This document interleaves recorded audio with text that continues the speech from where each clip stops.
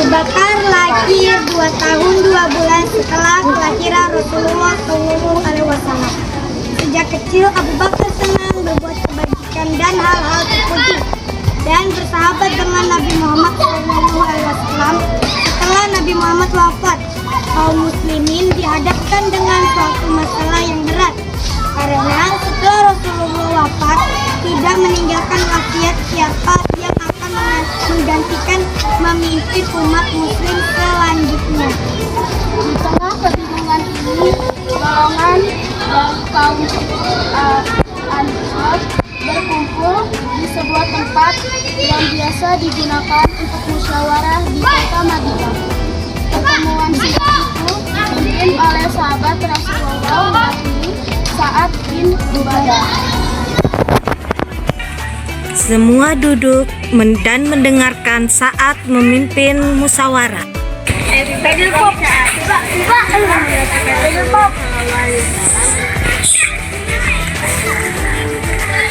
Wahai saudaraku, Rasulullah telah wafat. Beliau telah kembali ke ilahi. Jadi kita harus menentukan siapa yang menggantikan Rasulullah untuk memimpin umat Islam selanjutnya. Bagaimana bila yang menggantikan Rasulullah SAW sebagai pemimpin umat muslim adalah kita?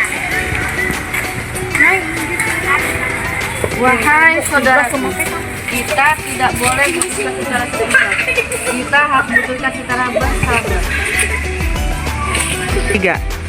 Baiklah, bagaimana bila yang menggantikan posisi Nabi diambil dari kaum Muhajirin saja, sahabat? Kenapa dari kaum Muhajirin, kaum Ansor lah yang pantas dan lebih banyak menggantikan Rasulullah? Setuju denganmu, wahai saudaraku, karena kaum Ansor lah yang pantas menggantikan Rasulullah. Memang kaum Ansor lah yang pantas menggantikan Rasulullah karena telah menyelamatkan kaum Muhajirin dari kejaran kaum kafir. Pada saat itu, kaum Muhajirin seperti Abu Bakar, Uman bin Khattab, dan sahabat Muhajirin lainnya mengetahui pertemuan kaum Ansor tersebut. Maka mereka pun pergi ke tempat musyawarah tersebut.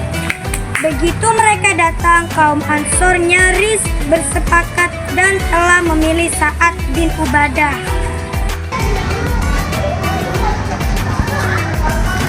3. Nah, kalau begitu kau saja yang menggantikan Rasulullah, wahai Sa'ad bin Ubadah, sebagai pemimpin umat muslim. Kami setuju karena engkau adalah sahabat Rasulullah.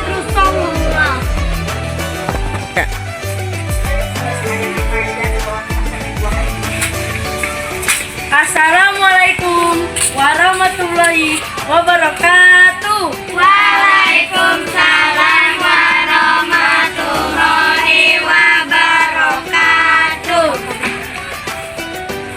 Apakah benar di sini mengadakan pertemuan? Siapa yang berhak menggantikan Rasulullah? Benar, Abu Bakar, kami telah sepakat Sa'ad bin Ubadah yang menggantikan Rasulullah SAW. Wahai saudaraku, mengapa kalian tidak menunggu persetujuan dari kami? Sedangkan Rasulullah itu berasal dari golongan kami. Saya kaum Ansor lah yang pantas untuk menggantikan peran Rasulullah karena kaum Ansor lah telah banyak berjasa kepada kaum Muhajirin karena telah membantu untuk keluar dari ajaran kaum kafir Quraisy. Wahai saudaraku, Rasulullah terlahir dari kaum Muhajirin.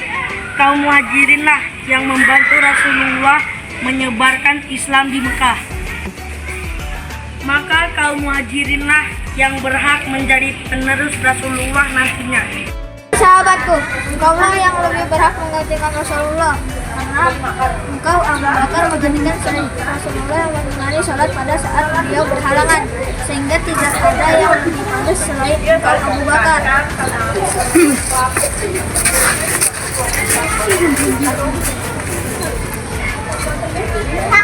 Angkatlah tanganmu.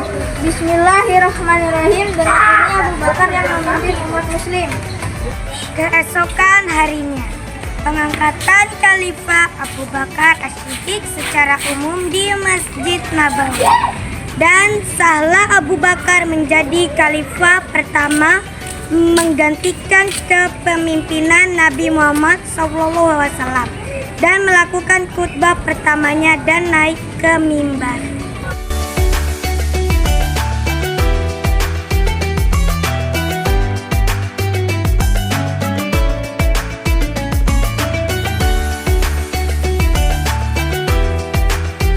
Tiga. Assalamualaikum warahmatullahi wabarakatuh. Waalaikumsalam warahmatullahi wabarakatuh.